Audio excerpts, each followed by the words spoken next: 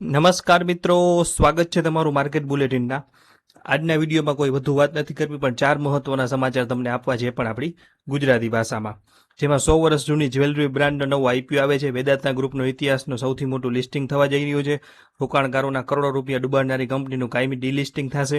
અને છેલ્લી ઘડીએ સસ્પેન્સમાંથી બચેલી એક પેની સ્ટોકની અંદર છુપાયેલી મોટી આફતની વિગતવાર ચર્ચા કરશું, એ પણ આપણી ગુજરાતી ભાષામાં. જો તમે પણ બજારમાં એક્ટિવ છો તો આ 4 અપડેટ તમારા માટે જાણી લેવા ખૂબ જ જરૂરી છે, તો વિડીયોના અંત સુધી જોતા રહેજો.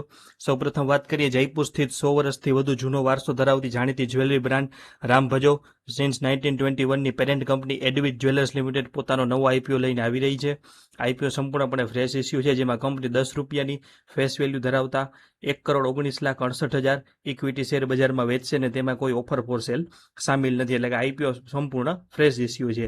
આઈપીઓ સામાન્ય રોકાણકારો માટે મંગળવાર એટલે કે 23 જૂન 2026ના રોજ ખુલશે અને ગુરુવાર 25 જૂન 2026ના રોજ બંધ થશે. જ્યારે મોટા એન્કર રોકાણકારો માટે 22 જૂનથી જ બિડિંગ શરૂ થઈ જશે. કુંદન, પોલકી અને ડાયમંડ જ્વેલરીના ઉત્પાદનમાં મોટું ધામ ધરાવતી આ કંપનીનો ઇસ્યુ સેબીના નિયમન 6/1 હેઠળ આવી રહ્યો છે.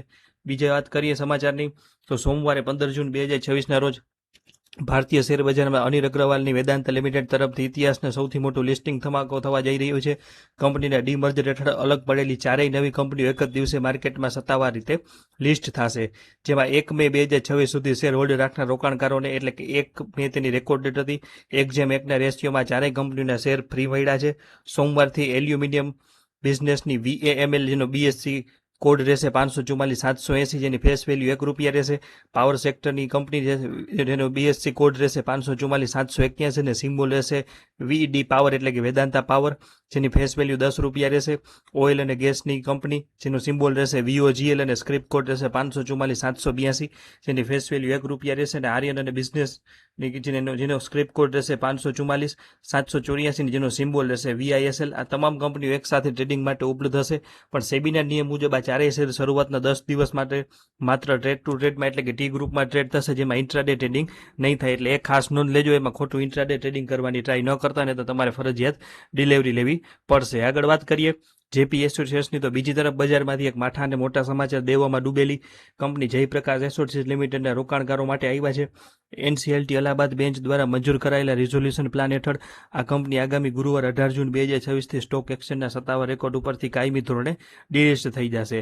ખાસ નોંધનીય છે કે NCLTનો ઓર્ડર આવતાની સાથે જ ગત 17 માર્ચ 2026ના રોજ સાંજે 4 વાગ્યાથી જ આ શેરમાં સામાન્ય રોકાણકારો માટેનું ટ્રેડિંગ પ્રોસિજર કારણોસર સસ્પેન્ડ કરી દેવામાં આવ્યું હતું, અને હવે 18 જૂનથી ફાઇનલ ડિલિસ્ટિંગ થતાં જ કંપની સ્ટોક માર્કેટના પ્લેટફોર્મ પરથી કાયમ માટે ગાયબ થઈ જશે, અને અસ્તિત્વમાં રહેલા નાના રિટેલ શેરહોલ્ડર પાસે ફંડ રિકવરીનો કોઈ કાનૂની રસ્તો નહીં બચે. આગળ વાત કરીએ છેલ્લા મહત્વના સમાચાર પ્રોફિન કેપિટલ શેરના, તો પ્રોફિન કેપિટલ સર્વિસ લિમિટેડના રોકાણકારો માટે ભારે રાહત લઈને આવ્યા છે.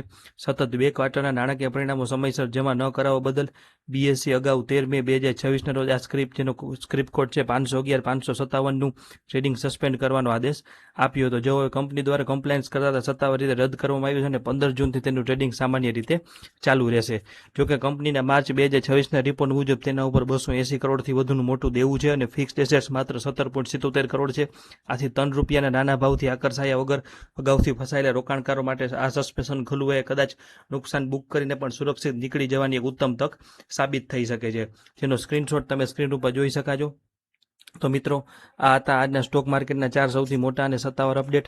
ખાસ કરીને પ્રોફિન કેપિટલ અને જયપ્રકાશ એસોસિએટ જેવી કંપનીઓમાં રોકાણ કરતા પહેલા માત્ર નાનો ભાવ જોઈને લલચાવું નહીં, પણ કંપનીની વાસ્તવિક નાણાકીય સ્થિતિ સમજવી એટલી જ જરૂરી છે. જો તમને સચોટ માહિતી ગમી હોય અને બજારના આવા જ ઓફિશિયલ રિપોર્ટ રેગ્યુલર મેળવવા માંગતા હો, તો અમારી ચેનલ માર્કેટ બુલેટિન અત્યારે લાઇક, શેર અને સબસ્ક્રાઇબ કરજો, અને હા, બેલ આઇકોન દબાવવાનું ભૂલતા નહીં, જેથી કોઈ ન્યૂઝ મિસ ન થાય. ફરી મળીશું નવી માર્કેટ અપડેટ સાથે. ત્યાં સુધી રજા આપો. જય હિન્દ, જય જય ગરવી ગુજરાત. અને 4 સમાચારમાંથી કોઈ પણ સમાચાર વિશે આપને કંઈ પણ પ્રશ્ન હોય કે આપનું મંતવ્ય હોય તો કોમેન્ટ સેક્શનમાં જરૂર જણાવજો. આભાર. જોડાયેલા રહેજો.